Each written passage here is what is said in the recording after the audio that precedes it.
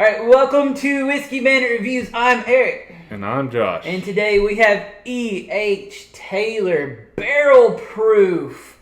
Finally something from Buffalo Trace that might be worth that 200% markup or more. So let's drink on that.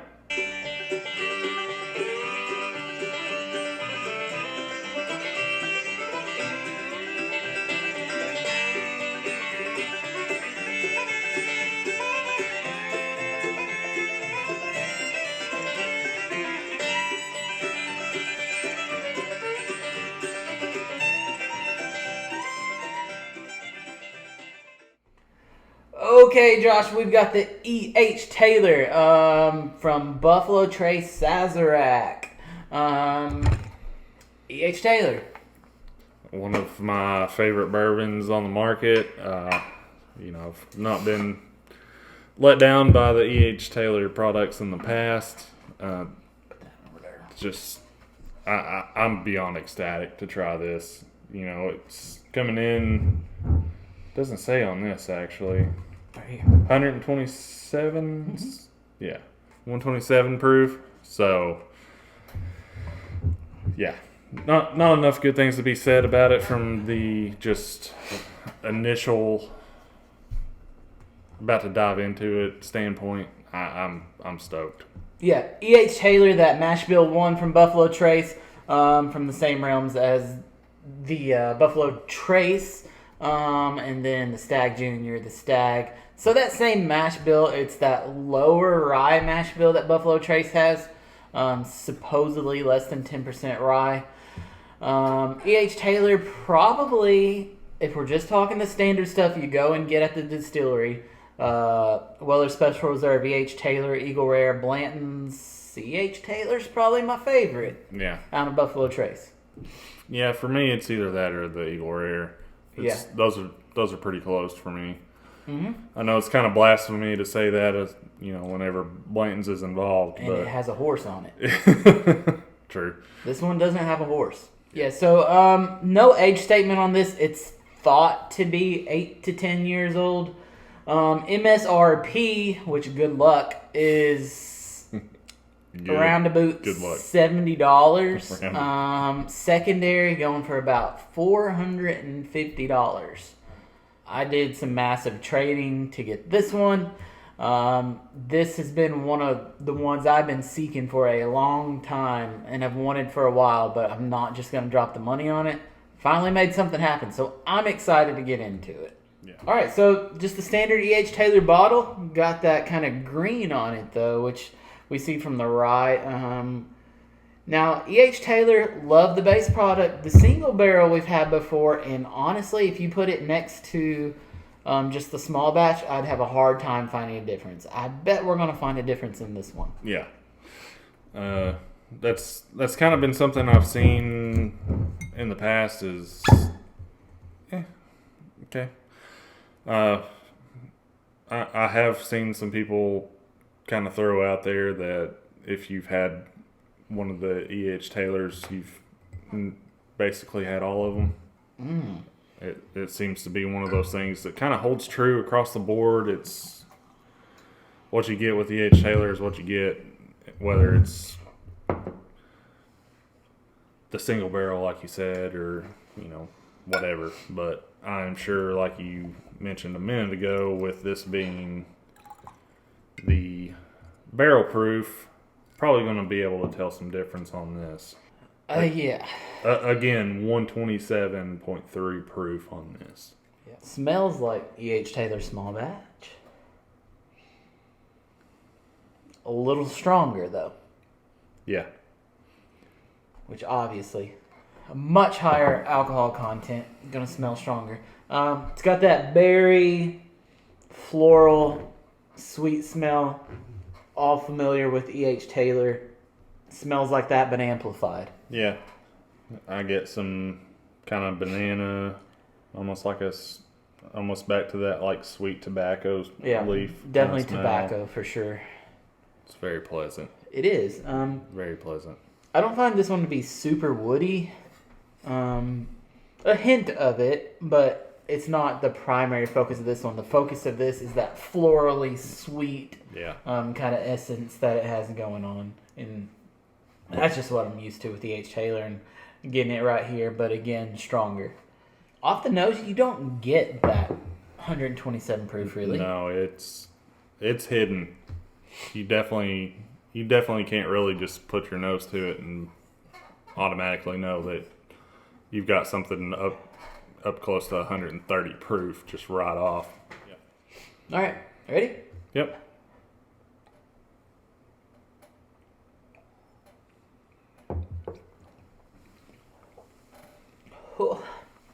Oh, yeah. There it is. There's the proof. There it is. Oh, that is nice. Yeah, that's nice.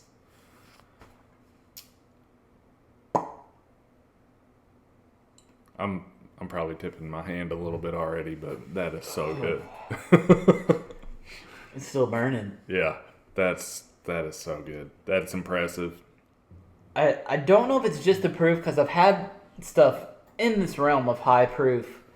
That obviously hot, strong hug, but this has that effect, like we were talking earlier off camera, drinking some bourbon, and that particular bourbon burnt all the way down, a real strong hug. 20, 30 seconds later, it comes back up. Yeah. And I get that with this too, and that's very unique because you don't get that often. Yeah. A lot of times once it kind of gives you the feeling that it's going to give you and dissipates, it's just kind of gone. It takes something special to be able to kind of on its own just bring something back up to you. Whew.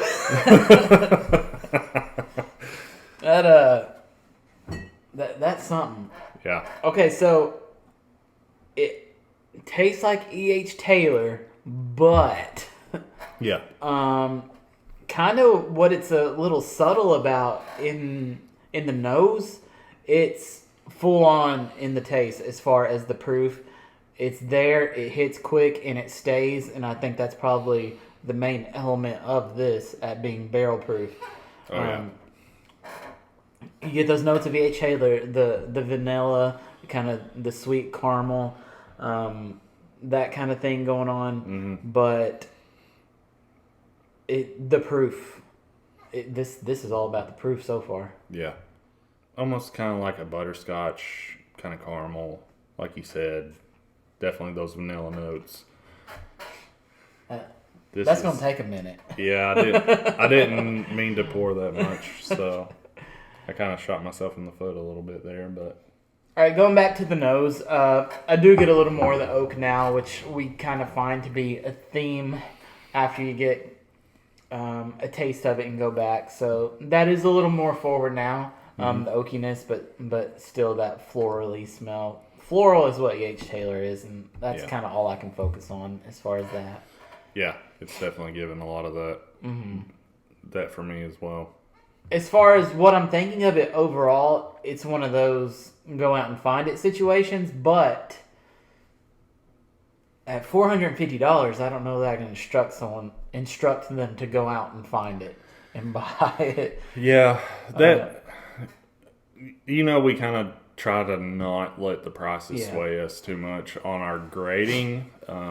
Just because we rate something over that go out and find it threshold doesn't mean that you will be able to go out and find it. But to me, this is easily above that line.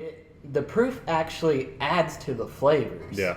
It intensifies everything. It's not just alcohol. Yeah. It's like all the flavors hit you really hard too.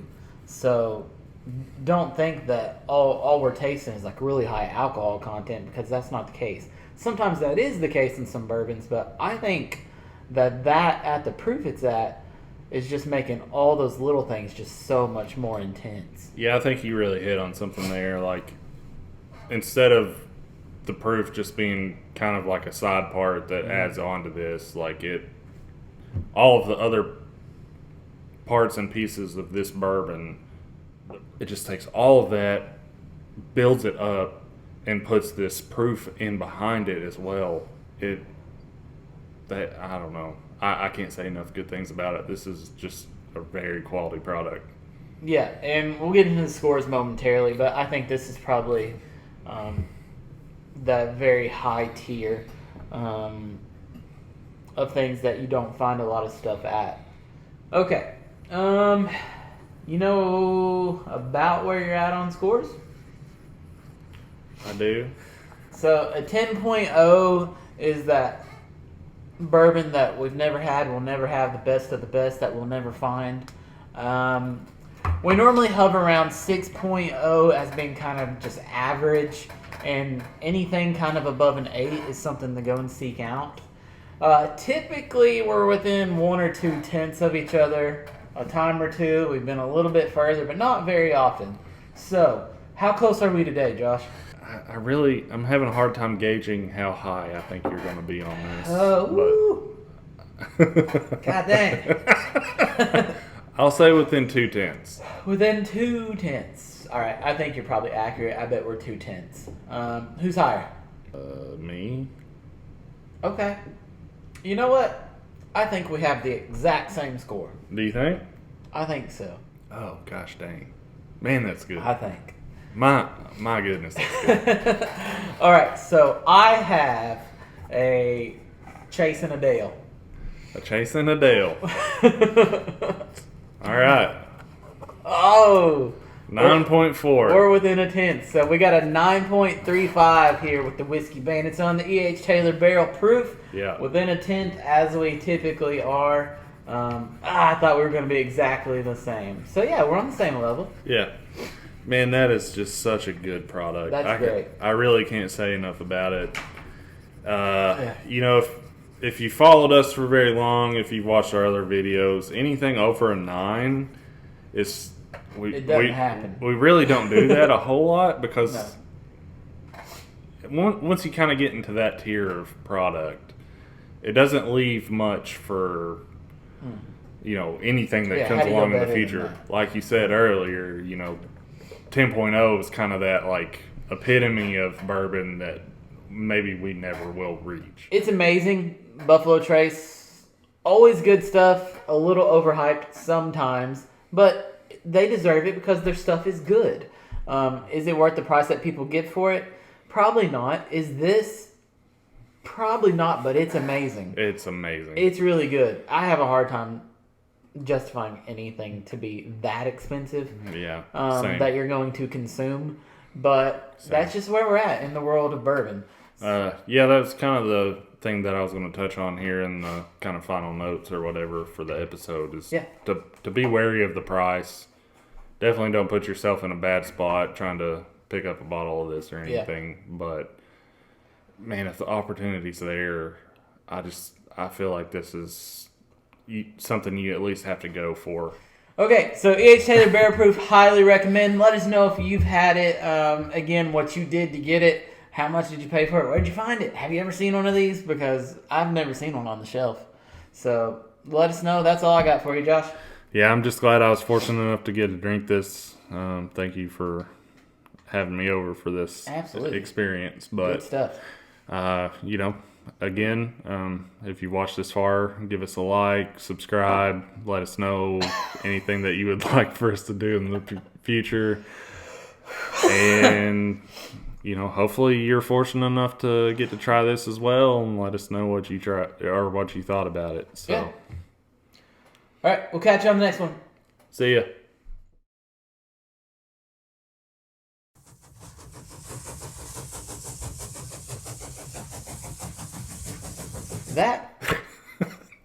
There's no way that's the same guy. That's a Snapchat filter back then.